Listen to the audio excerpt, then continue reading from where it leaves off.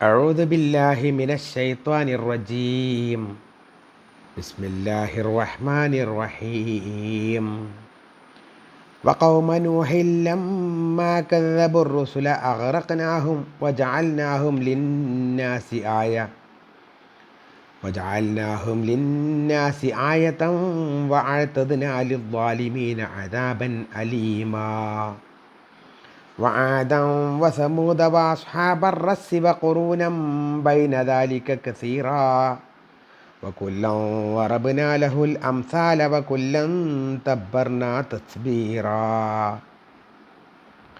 ولقد أتوا على القرية التي أمطرت مطر السوء أفلم يكونوا يرونها بل كانوا لا يرجون نشورا.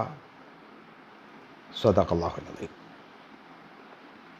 പ്രിയപ്പെട്ടവരെ, അസ്സലാമു അലൈക്കും വറഹ്മത്തുള്ളാഹി വബറകാതുഹു. സൂറത്തുൽ ഫുർഖാൻ അഥവാ സത്യാസത്യ വിവേചനം, ഈ സൂറത്തിലെ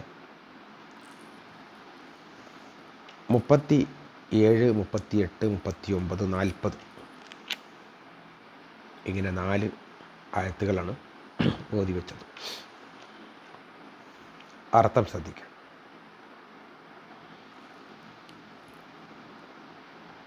ബിസ്മില്ലാഹിർ റഹ്മാനിർ റഹീം. وقوم نوح لما كذبوا الرسل أغرقناهم وجعلناهم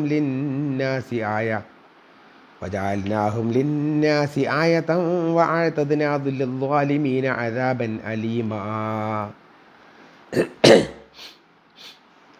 وقوم نوح, നൂഹ് അലൈഹിസ്സലാമിൻ്റെ ജനത, ലമ്മ കസബു റുസുല, അവർ പ്രവാചകന്മാരെ കളവാക്കിയപ്പോൾ,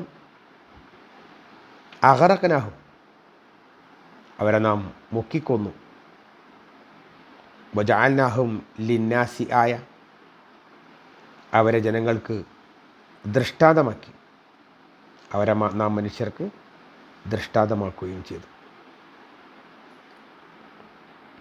വഅഅതദ്നാ ലിദ്ദാലിമീന, അക്രമികൾക്ക് വേണ്ടി നാം ഒരുക്കി വച്ചിരിക്കുന്നു അദാബൻ അലീമ, വേദനയേറിയ ശിക്ഷ. അക്രമികൾക്ക് വേണ്ടി വേദനയേറിയ ശിക്ഷ നാം ഒരുക്കി വച്ചിരിക്കുന്നു. വആദൻ വസമൂദ, ആദ് സമുദായവും അതേപോലെ തന്നെ സമൂദ് ഗോത്രവും, അസ്ഹാബർ റസ്സി, റസ്സുകാരും റസ്സിൻ്റെ ആൾക്കാരും, ഖുറൂനം ബൈന ദാലിക കസീറ, അവർക്കിടയിലായി ഒരുപാട് തലമുറകളെയും നാം നശിപ്പിച്ചു. ആദ് ഗോത്രത്തെയും സമൂദ് ഗോത്രത്തെയും റസ്സുകാരെയും അവക്കിടയിൽ അനവധി തലമുറകളെയും നാം നശിപ്പിച്ചു. കൊല്ലൻ ലറബ്ന ലഹുൽ അംസാല, അവരെല്ലാവരും തന്നെ നാം ഉദാഹരണങ്ങൾ വിവരിച്ചു കൊടുത്തു. ആ എല്ലാ വിഭാഗത്തിനും നാം ഉദാഹരണങ്ങൾ ഉദാഹരിച്ചു കൊടുത്തു. വക്കുല്ലൻ തബ്ബർന തത്ബീറ, അവരെല്ലാവരെയും നാം പൂർണ്ണമായി നിശേഷം നശിപ്പിക്കുകയും ചെയ്തു. വലഖദ് അതൗ, അവർ വന്നിട്ടുണ്ട്, അവർ ചെന്നിട്ടുണ്ട്. അല്ലൽ ഖറിയത്തിലെത്തി ഉംതിറത്ത് മതറ സൗഇ,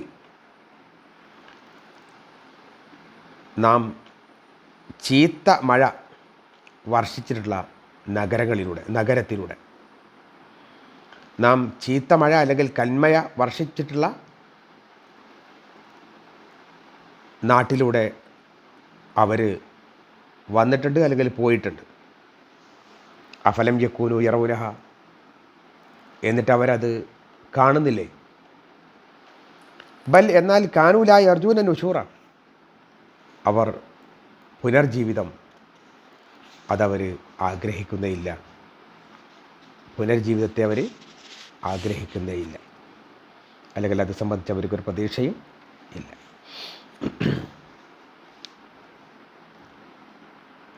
കഴിഞ്ഞ ആയത്തുകളിൽ മൂസ അലൈഹി ഇസ്ലാമിൻ്റെ ജനതയെ നശിപ്പിച്ച രീതി അള്ളാഹു സുബ്ഹാനഹു വ തആല പറഞ്ഞിട്ടുണ്ടായി. അതിൻ്റെയൊക്കെ വളരെ മുമ്പ് നടന്നതാണെങ്കിലും സാന്ദർഭികമായി അള്ളാഹു ഇതുകൂടി ഉണർത്തുകയാണ്. വഖൗമ നൂഹിൻ ലമാ കദബു റുസുല. നൂഹ് അലൈഹി ഇസ്ലാമിൻ്റെ ജനത അവരിലേക്കുള്ള ദൂതന്മാരെ കളവാക്കിയപ്പോൾ അവരെ വെള്ളത്തിൽ മുക്കിക്കൊല്ലുകയുണ്ടായി. അത് ജനങ്ങൾക്ക് പാഠമായി. ഇനി അക്രമികളായ ആളുകൾക്ക് അള്ളാഹു വേദനാജനകമായ ശിക്ഷ ഒരുക്കി വെക്കുകയും ചെയ്തിരിക്കുന്നു. നൂഹ് അലൈഹി ഇസ്ലാമിൻ്റെ ജനതയിലേക്ക് പ്രവാചകൻ നൂഹ് അലൈഹി ഇസ്ലാം 950 വർഷക്കാലം പ്രബോധനം നടത്തിയിട്ടുണ്ട്.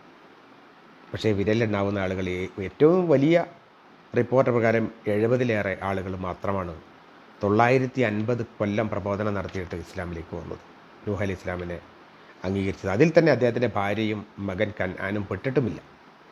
അവർ സത്യനിഷേധികളുടെ കൂടെയായിരുന്നു. സ്വന്തം ഭാര്യയും സ്വന്തം മകനുമടക്കം സത്യനിഷേധികളുടെ പക്ഷത്തു നിന്ന്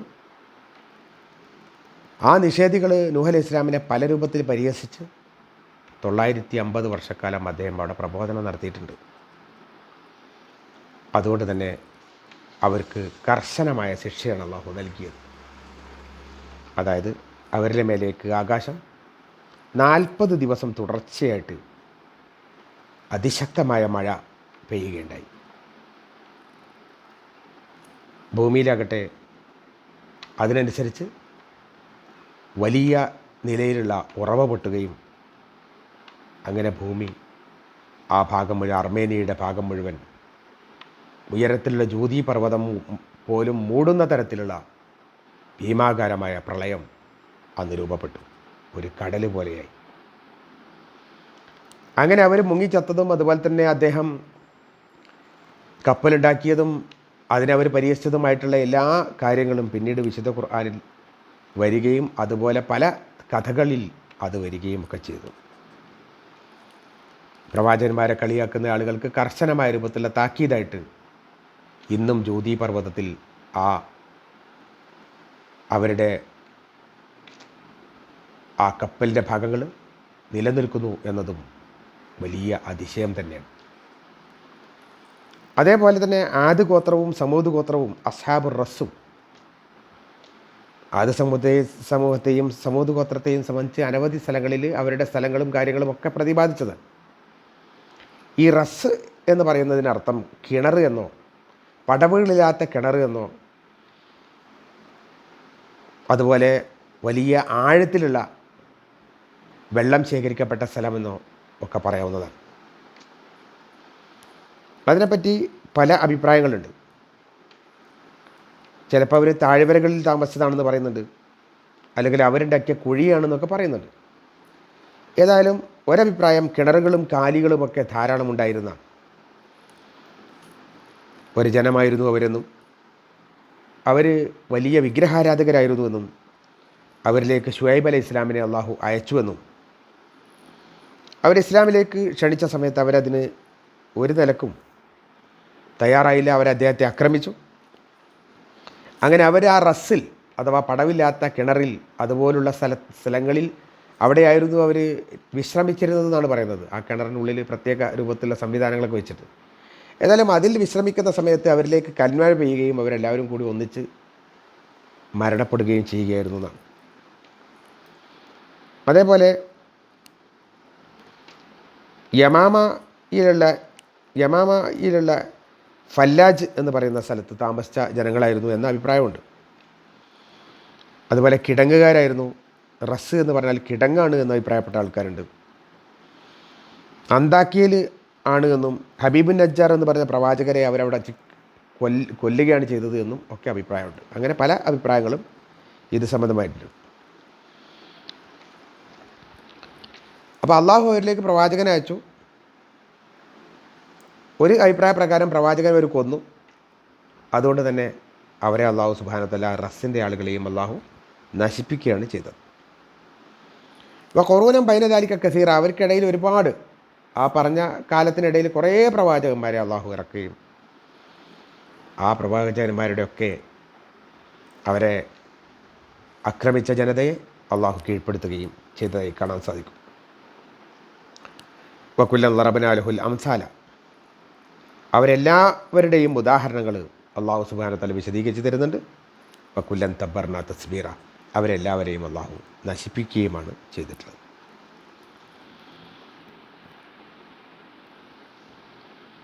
മറ്റൊന്ന്, മലക്കത് അത്തവലൽ കറിയത്തിലെത്തി ഉംതിരത്ത് മത്തറസൗ, ഇവിടെയാണ് കന്മയെ വർഷിച്ച സ്ഥലമുള്ളത്.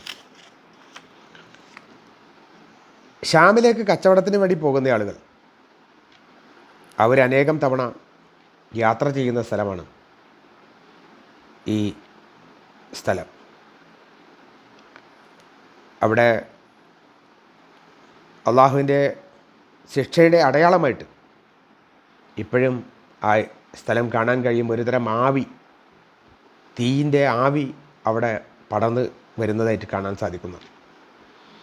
അവിടെ എത്തുന്ന സമയത്തൊക്കെ ഇപ്പോഴും അറബികളൊക്കെ വളരെ വേഗത്തിൽ അവിടെ നിന്ന് രക്ഷപ്പെട്ടു പോകാൻ വേണ്ടിയിട്ട് അവരെ കൂടുതലുള്ള ആൾക്കാരോട് ആവശ്യപ്പെടും എന്നും പറയപ്പെടുന്നുണ്ട്.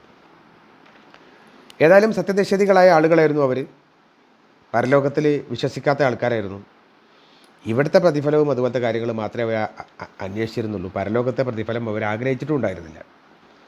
അപ്പോൾ അതുകൊണ്ട് തന്നെ ഉയർത്തെഴുന്നേൽപ്പ് പ്രതീക്ഷിക്കാത്ത ആളുകളായിരുന്നു അവരെന്ന് വിശുദ്ധ ഖുർആൻ അവരെ സംബന്ധിച്ച് പറയുന്നത്. ഏതായാലും അനന്തര ഫലം അല്ലെങ്കിൽ പാരത്രിക പ്രതിഫലം അത് പ്രതീക്ഷിക്കാത്ത ജനതയായിരുന്നു. അവരെയും അല്ലാഹു സുബ്ഹാനഹു വ തആല നശിപ്പിക്കുകയാണ് ചെയ്തത് എന്ന് ഇതിലൂടെ മനസ്സിലാക്കാൻ സാധിക്കും. അള്ളാഹുവിൻ്റെ കൽപ്പനകൾ ധിക്കരിച്ച ആളുകൾക്ക് കിട്ടിയ ശിക്ഷ മനസ്സിലാക്കുകയും അള്ളാഹുവിനെ അനുസരിച്ചുകൊണ്ട് ശിഷ്ടകാലം ചിലവഴിച്ചുകൊണ്ട് പരമാവധി പ്രതിഫലം കരസ്ഥമാക്കാനുള്ള പണി നമ്മൾ നടത്തേണ്ടതുണ്ട്. റബ്ബ് സുബ്ഹാനഹു വ തആല നമ്മെ അനുഗ്രഹിക്കട്ടെ. വാഖിറു ദഅ്വാനാ അൽഹംദുലില്ലാഹി റബ്ബിൽ ആലമീൻ. അസ്സലാമു അലൈക്കും വറഹ്മത്തുള്ളാഹി വബറകാതുഹു.